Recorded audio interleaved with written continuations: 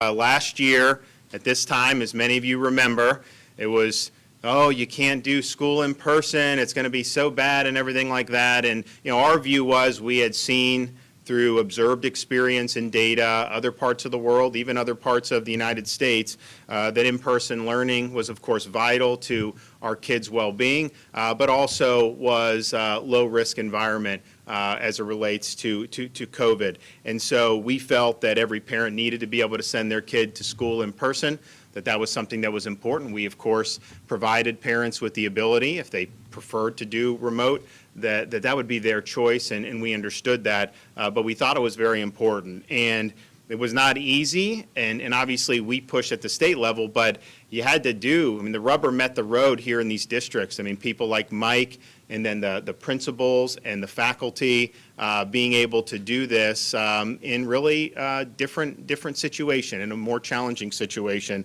And so we really believe that what was done last year by having the kids in person is going to have probably as lasting of an impact as you can have, because the alternative of them not being able to access in-person learning, I think we've seen through other parts of the country, would have just been totally catastrophic. It would have dug us in such a hole. I think a lot of kids would have just totally fallen off the radar. It would have had a disproportionate effect on low income and working class families. Would have really been detrimental to a lot of our single mothers. So we thought it was important in this legislative session to recognize what so many of our principals and teachers did. So I called for $1,000 bonuses for all principals and all public school teachers throughout the state of Florida.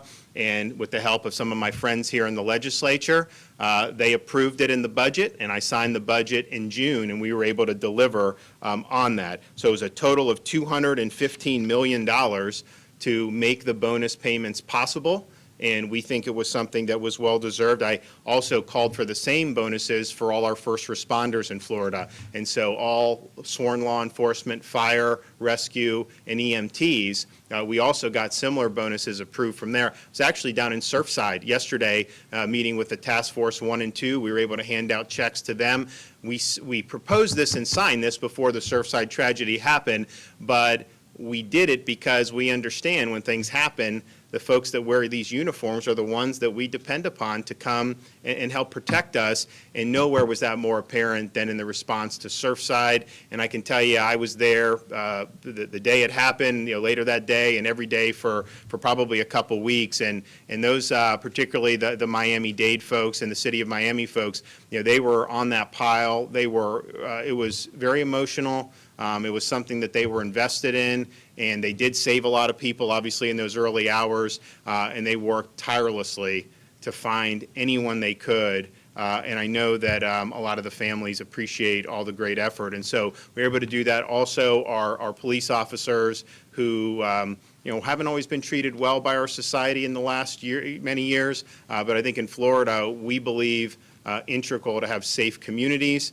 You can have good education, jobs, but if the community's not safe, all that stuff can go by the wayside. So we were able to do that in Jacksonville and in Pensacola, so we're happy to do that. This bonuses for the educators, it's about 175,000 full-time teachers and then 3,600 principals, both in the school districts and in some of our other public schools. So we think we'll obviously hand out some today. A lot of these checks should be hitting now. I think some people have already received them, and I think people will receive them this week and into next week. And this builds off some of the work we've been able to do in 2020.